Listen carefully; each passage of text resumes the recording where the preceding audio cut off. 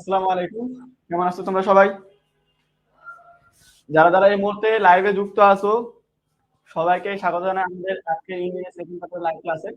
আজকে কোন টপিকে ক্লাস হবে? আজকে হচ্ছে আমাদের এর আগে যে ক্লাসগুলো করছি আমরা, এখানে আমরা নাউন প্রোনাউন শিখছি। আজকে হচ্ছে আমাদের অ্যাডজেক্টিভের ক্লাস হবে। আজকে কোন টপিকের ক্লাস হবে? আজকে ক্লাস হচ্ছে অ্যাডজেক্টিভের ক্লাস হবে। কিসের?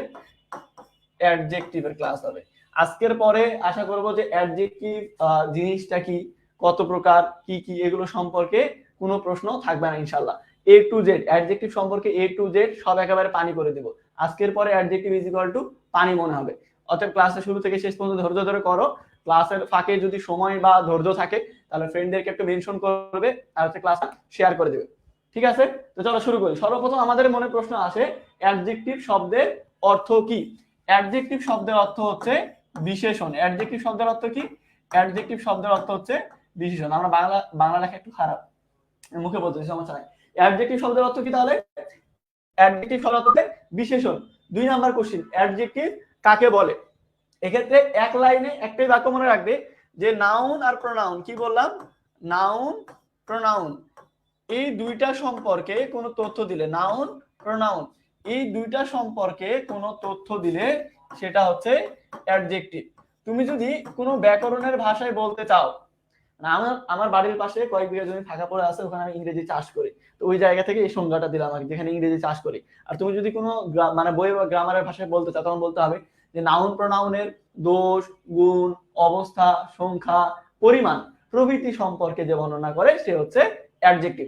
কিন্তু বিষয়টা হচ্ছে তুমি যদি গ্রামারের ভাষায় বলতে চাও তাহলে তুমি বললে যে দোষ গুণ বললে, অবস্থা বাদ ফেলে দিলে, সংখ্যা পরিমাণ বললে, নাম বাদ দিলে, মানে এই যে তুমি পয়েন্ট আকারে বলতে গেলে সব পয়েন্ট কিন্তু মাথার মধ্যে থাকে না।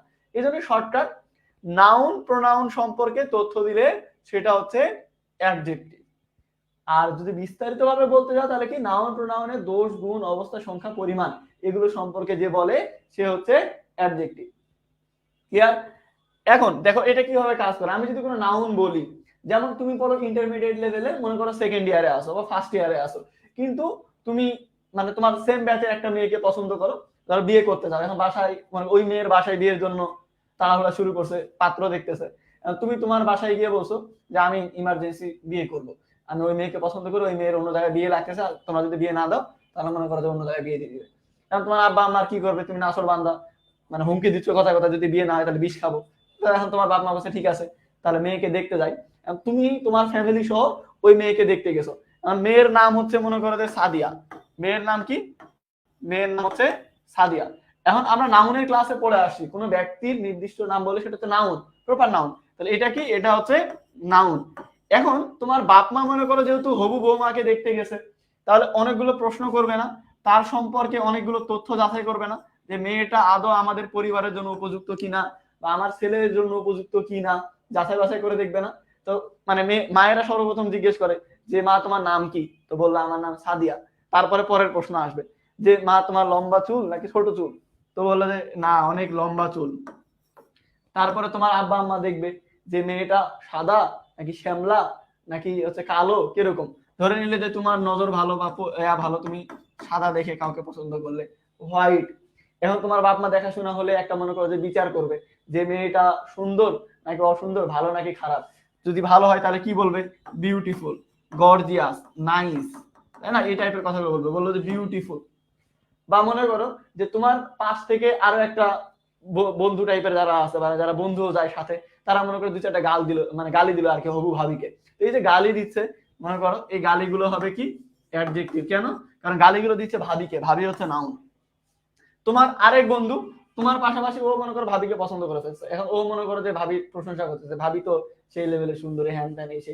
এখন ভাবি সম্পর্কে যে প্রশংসা করবে সেই প্রশংসাগুলো হবে হচ্ছে, সেই প্রশংসাগুলো হবে কি? অ্যাডজেক্টিভ। কারণ ভাবি হচ্ছে নাউন, ভাবি যেহেতু নাউন, তো ভাবি সম্পর্কে তুমি গালি দিলেও অ্যাডজেক্টিভ হবে, ভাবি সম্পর্কে প্রশংসা করলো অ্যাডজেক্টিভ হবে।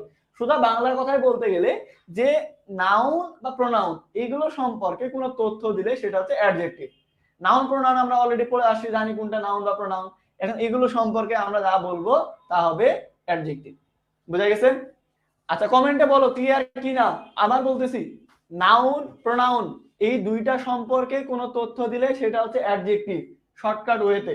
তুমি যদি বিস্তারিত ভাবে বলতে চাও তাহলে বলবে নাউন প্রোনাউনের দোষ, গুণ, অবস্থা, সংখ্যা, পরিমাণ প্রভৃতি সম্পর্কে যে বর্ণনা করে সে হচ্ছে অ্যাডজেক্টিভ। এই যে বুঝাই দিলাম অ্যাডজেক্টিভ কাকে বলে, কি জিনিস। এখন আপাতত বলো অ্যাডজেক্টিভ কাকে বলে, এটা ক্লিয়ার হয়েছে কিনা কমেন্টে বলো। অ্যাডজেক্টিভ কাকে বলে, অ্যাডজেক্টিভ শব্দের অর্থ কি, এগুলো আমরা বুঝলাম। এবার যাবে অ্যাডজেক্টিভের প্রকারভেদে, যে অ্যাডজেক্টিভ কত প্রকার এবং কি কি। সর্বপ্রথম যেটা আসে সেটা হচ্ছে প্রপার অ্যাডজেক্টিভ। কি প্রপার অ্যাডজেক্টিভ। তুমি যদি অনেকগুলো গ্রামার দেখো, গ্রামারের মধ্যে অনেকগুলো গ্রামারেই তুমি এই প্রকারভেদ পাবে না। তখন তুমি প্রশ্ন করতে পারো যে বনি ভাই এটা কোথা থেকে আবিষ্কার করলেন? এটা গ্রামারের মধ্যেই আছে, আমি আবিষ্কার করিনি। ইংরেজিতে আমার বাধ্যতা সম্পত্তি না আবিষ্কার করবো, আমি শুধুমাত্র তোমাদের পড়াচ্ছি। এখন এইটা যদি না পাও তাহলে এটা আমি এরপরে যে অ্যাডজেক্টিভ পড়াবো, অ্যাডজেক্টিভ অফ কোয়ালিটি, ওইটার মধ্যে পাবে। অ্যাডজেক্টিভ অনেক সোজা, কারণ অ্যাডজেক্টিভের মধ্যে যে প্রকারভেদ গুলো আছে ওগুলোর বাংলা অর্থ করতে পারলেই হলো। আচ্ছা এবার বলো, আমরা যে নাউনের ক্লাস করছিলাম ওখানে একটা হচ্ছে আমরা প্রপার নাউন পড়ছিলাম, মনে আছে? প্রপার নাউন কাকে বলে?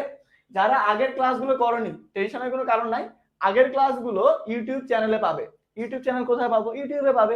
ইউটিউবে গিয়ে তুমি যদি বনি আমিন নামে সার্চ দাও তাহলে আমার ইউটিউব চ্যানেল পেয়ে যাবে, ওখানে আগে রেকর্ডেড ক্লাসগুলো পেয়ে যাবে। অথবা আমার এই ক্লাসের ক্যাপশনে এই আমাদের যে ইউটিউব চ্যানেল ওটা লিংক দেওয়া আছে, ওইটা থেকে টুক করে সাবস্ক্রাইব করে নিবে। আমরা আজকে রাত থেকে ভিডিও আপলোড শুরু করবো ইনশাআল্লাহ, অথবা আগামী কালকে থেকে।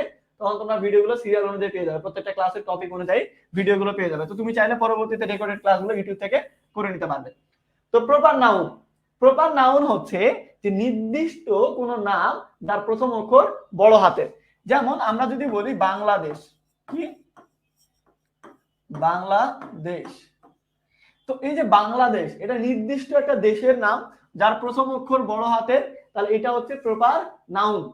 প্রপার নাউন থেকে যেটা উৎপত্তি সেটা হচ্ছে প্রপার অ্যাডজেক্টিভ।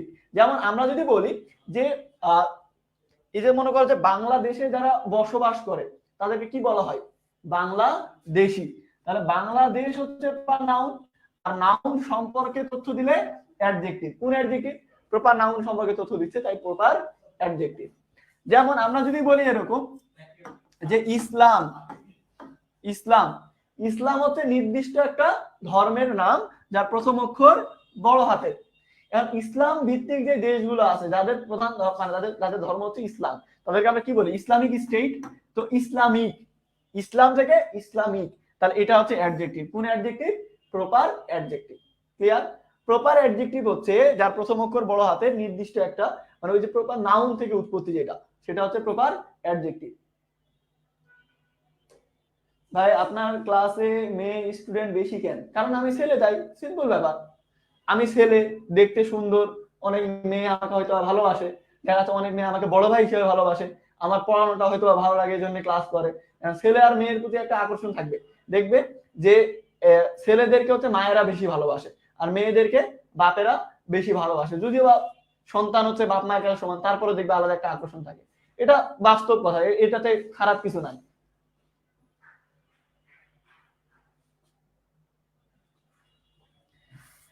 তাহলে প্রপার অ্যাডজেক্টিভ বুঝতে পারছো? অনেক রাইটার প্রপার অ্যাডজেক্টিভটাকে আলাদাভাবে ক্লাসিফিকেশনের মধ্যে ফেলে না। তারা কি করে, যেটা হচ্ছে অ্যাডজেক্টিভ অফ কোয়ালিটি, কি অ্যাডজেক্টিভ অফ কোয়ালিটি, এটার মধ্যে অন্তর্ভুক্ত করে। তো কখনো যদি বইয়ের মধ্যে কোনো বইয়ের মধ্যে যদি প্রপার অ্যাডজেক্টিভ না পাও তাহলে ধরে নিবে যে ওটা অ্যাডজেক্টিভ অফ কোয়ালিটির মধ্যে অন্তর্ভুক্ত করা আছে। কোয়ালিটি বলতে কি বোঝায়? কোয়ালিটি বলতে বোঝায় হচ্ছে গুণাগুণ, মানে একটা কোনো পণ্যের মানে নাউন বা প্রোনাউন, নাউন বা প্রোনাউনের মনে করে দোষ গুণ এই টাইপের যে জিনিসগুলা, সেটা হচ্ছে কোয়ালিটি। যেমন আমার হাতে একটা পেন আছে, আমি যদি বলি যে পেন, পেনটা কি? পেনটা হচ্ছে একটা নাউন। এখন এইটার সম্পর্কে আমি তথ্য দিচ্ছি, তাহলে সেটা কি হবে? অ্যাডজেক্টিভ। নাউন সম্পর্কে তথ্য দিলে অ্যাডজেক্টিভ। তো আমি এটার গুণাগুণ সম্পর্কে যদি বলি তাহলে আমি বলতে পারি যে কলমটা হচ্ছে কালো কালারের, কলমটা সুন্দর, কলমটা গোল, কলমটা অনেক দামি। আমি যে আরো কিছু বলি, তো এই যে এটা হচ্ছে পেন, এটার কোয়ালিটি সম্পর্কে আমি বলছি, এক্সপেন্সিভ এটা, তো আমি হচ্ছে এগুলোর কোয়ালিটি সম্পর্কে বলছি, গুণাগুণ। তাহলে এগুলো হচ্ছে অ্যাডজেক্টিভ অফ কোয়ালিটি। মানে একটা নাউন বা প্রোনাউনে যখন গুণাগুণ সম্পর্কে বলবে, মানে বৈশিষ্ট্যগুলো বলবে, সেটা হচ্ছে অ্যাডজেক্টিভ অফ কোয়ালিটি। বোঝা গেছে? পরেরটা হচ্ছে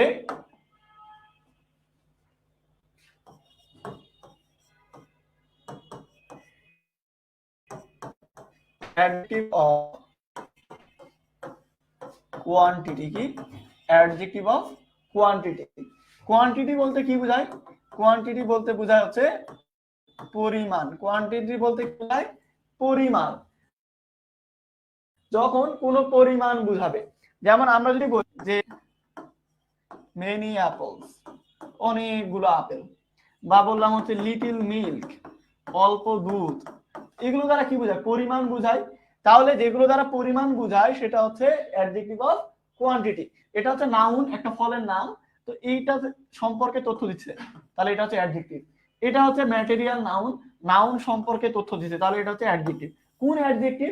যেহেতু এগুলো দ্বারা পরিমাণ বুঝাইছে, তার মানে এটা হচ্ছে কোয়ান্টিটি, অ্যাডজেক্টিভ অফ কোয়ান্টিটি। তাহলে অ্যাডজেক্টিভ অফ কোয়ান্টিটি হচ্ছে মেনি, সাম, লিটিল, এগুলো হচ্ছে অ্যাডজেক্টিভ অফ কোয়ান্টিটি। এরপরে যে অ্যাডজেক্টিভটা আসে সেটা হচ্ছে নিউমেরাল অ্যাডজেক্টিভ। কি নিউমেরাল অ্যাডজেক্টিভ? নিউমেরাল বলতে কি বোঝায়? আমরা যে নাম্বার বুঝি, নাম্বার মানে কি? সংখ্যা। আমরা কি বুঝি? সংখ্যা। এই সংখ্যা থেকে আসে নিউমেরাল, নাম্বার থেকে নিউমেরাল, নিউমেরাল অ্যাডজেক্টিভ। এই যে নিউমেরাল অ্যাডজেক্টিভ, এটা হচ্ছে আবার তিন প্রকারের। একটা হচ্ছে ডেফিনিট। ডেফিনিট বলতে কি বোঝায়? ডেফিনিট বলতে বোঝায় নির্দিষ্ট। এটা হচ্ছে আবার দুই প্রকারের, একটা হচ্ছে কার্ডিনাল আর আরেকটা হচ্ছে অর্ডিনাল। কার্ডিনাল আর হচ্ছে অর্ডিনাল। কার্ডিনাল হচ্ছে 1 2 3 4 5 এগুলা, আর অর্ডিনাল হচ্ছে ফার্স্ট, সেকেন্ড, থার্ড এগুলা, এরকম। তো এগুলো কি 1 2 3 বা ফার্স্ট, সেকেন্ড, থার্ড এগুলো নির্দিষ্ট করে না, তো এটা হচ্ছে ডিফিনিট। ডিফিনিট মানে কি? নির্দিষ্ট। এরপরে হচ্ছে ইনডিফিনিট। ইনডিফিনিট মানে কি? অনির্দিষ্ট। যখন অনির্দিষ্ট করে কোনো সংখ্যা বুঝায় তখন। যেমন আমরা যদি বলি সাম, কিছু, কিছু বলতে কয়টা? নির্দিষ্ট না। আমরা বললাম যে মেনি, মেনি মানে অনেক, অনেক বলতে কত? নির্দিষ্ট না। আমরা বললাম যে ফিউ, কিছু বা সামান্য, এটা দ্বারা কয়টা? নির্দিষ্ট করে বোঝায় না। তো এগুলো হচ্ছে ইনডিফিনিট, অনির্দিষ্ট। এরপর হচ্ছে মাল্টিপ্লিকেটিভ। মাল্টিপ্লিকেটিভ, মাল্টিপ্লিকেটিভ হচ্ছে সিঙ্গেল, ডাবল, ট্রিপল, এগুলো সাধারণত। তাহলে নিউমারাল অ্যাডজেক্টিভ হচ্ছে আবার তিনটা: ডিফিনিট, ইনডিফিনিট, মাল্টিপ্লিকেটিভ। ডিফিনিট হচ্ছে নির্দিষ্ট, কার্ডিনাল, অর্ডিনাল। কার্ডিনাল হচ্ছে 1 2 3 আর অর্ডিনাল হচ্ছে ফার্স্ট, সেকেন্ড, থার্ড। ইনডিফিনিট হচ্ছে অনির্দিষ্ট, সাম, মেনি, ফিউ এগুলা। আর মাল্টিপ্লিকেটিভ হচ্ছে সিঙ্গেল, ডাবল, ট্রিপল এগুলা। এখন বিষয়টা হচ্ছে যে এখানে একটা সমস্যা। সমস্যাটা হচ্ছে যে আমরা যখন অ্যাডজেক্টিভ এবং কোয়ান্টিটি পড়ি, তখন এখানে দেখলাম যে মেনি, সাম, লিটিল এগুলা। যখন আমরা এই যে নিউমারাল অ্যাডজেক্টিভের মধ্যে ইনডিফিনিট পড়লাম, তখনও কিন্তু সাম, মেনি শব্দগুলো পাইলাম। মানে যে জিনিসগুলো এখানে আছে ওইটা এখানেও আছে। তাহলে একটা বাক্যের মধ্যে যখন এই শব্দগুলো পাবো সাম, মেনি, তখন কিভাবে ধরবো যে এটা অ্যাডজেক্টিভ অফ কোয়ান্টিটি নাকি নিউমারাল অ্যাডজেক্টিভ?